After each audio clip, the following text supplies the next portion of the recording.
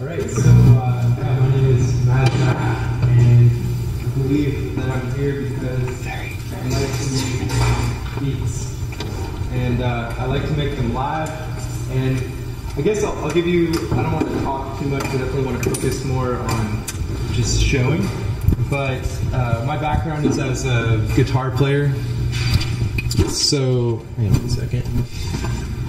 So yeah, I grew up playing guitar and playing instruments, and so Michael was talking about, the progression of basically the progression of the DJ and how it started as this recorded form, and then how the MIDI fighter could be an extension of DJing, where you're taking one finished song and you're mixing it cleverly with another finished song and back and forth to create basically a dance floor. But for me, it's really it's more about taking the instrument and turning it into something that can play pre-recorded sound. So I love real instruments, the way it feels to play them, and the level of musicality that I can achieve with instruments. Nothing on a computer compares. But I love even more the fat and chunky sounds of electronic music. And a fusion, ultimately, but I love bass. You just can't get that low sub, with the normal instrument. So that's a problem, and well, it's actually cool because thankfully we have MIDI controllers, and so yeah, I have this loaded up. So if you can't, I guess I should probably put this where you can see it a little bit better. If you can't see what I'm doing, you might want to check it out because it's very visual. So basically, it's very loud. Is that a good level for everybody in terms of a snare? Okay, good. So basically, the way I have it set up here on the controller, I'm going to hold it up. Oh, microphone. Oh, yeah. All right, one moment to hook up the microphone. Put this in my pocket. All right. Whoop. Okay, so you guys all got a chance to look at it in Mike's presentation. There's 16 buttons, and the buttons are very tactile. I don't know if you have all probably played some arcade button at some point in your life, but you can really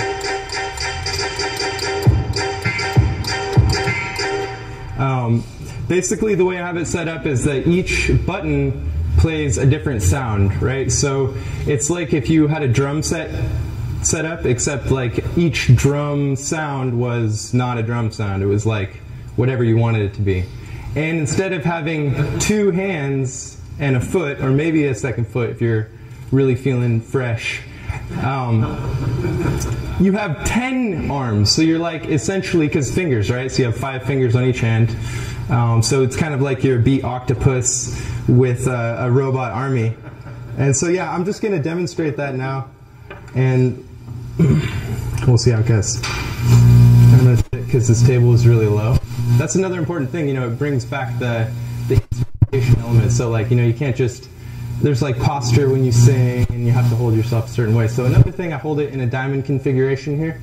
Everybody generally puts it straight forward. I put it in the diamond configuration.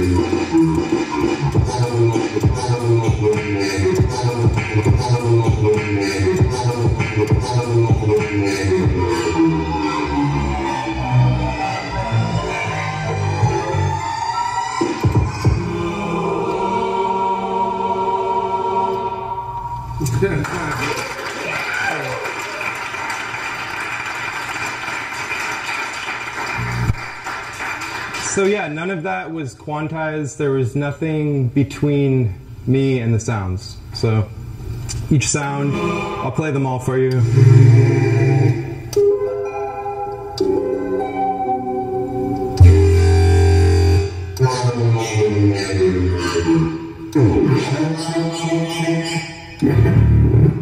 I actually made all the bass sounds with an application for iPad called the Animoog. So if you guys are interested in like getting a cheap but insanely awesome synth app, you should check it out. Animoog. It's not very expensive. It's like yeah, a Moog. Anyways, it's ANIMOOG. So it's like more than just a singular OG in the terms of the tone. Okay, so yeah, I'm gonna play another one here. I'm just gonna load it up here. Yeah, hey Zach, what's quantization? Does everybody know what quantization is? Raise your hand if you know what quantization is. Okay, most people know what quantization is. For those of you who don't, quantization is when, let's say you have a song, right? So it's got a rhythm. It's got like a tick, tick, you know, just like a solid rhythm. And a computer can do an amazing job at just keeping perfect time. But humans cannot do, well, they can do an amazing job at keeping perfect time, but it's sometimes not as perfect as a computer would do. So quantization is basically the computer taking your hits and then sort of locking them to the closest place where it would be perfectly on time.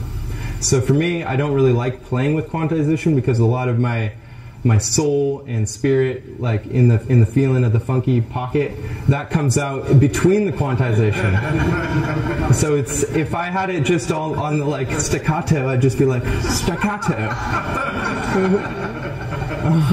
So yeah, for me, I don't like that. But sometimes if you're just getting started, or you're playing to a song that already has a tempo, it can make for a less stressful finger drumming experience.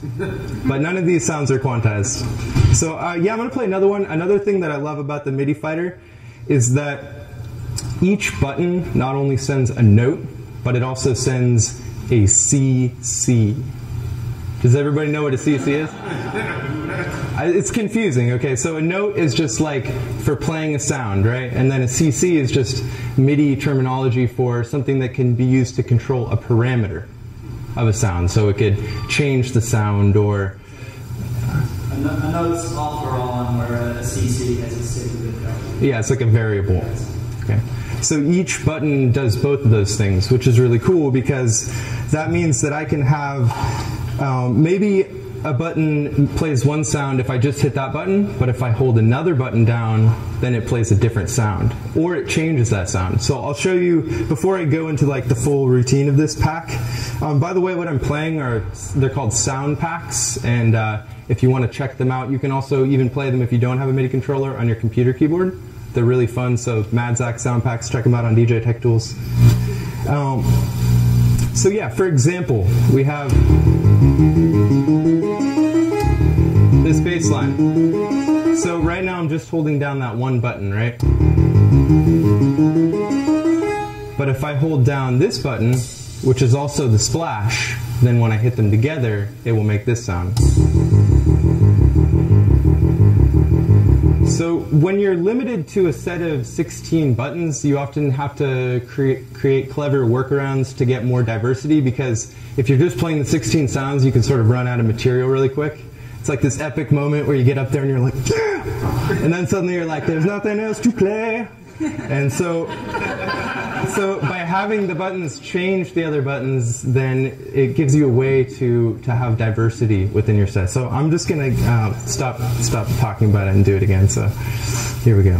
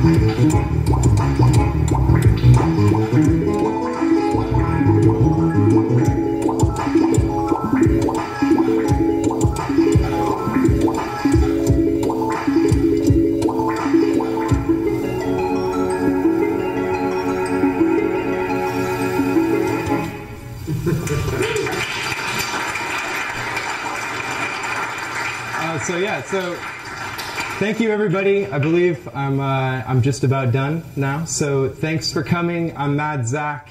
If you're interested again in checking these out, they're called MIDI Fighters, and our website is djtechtools.com. Yes. So yeah, see you next time.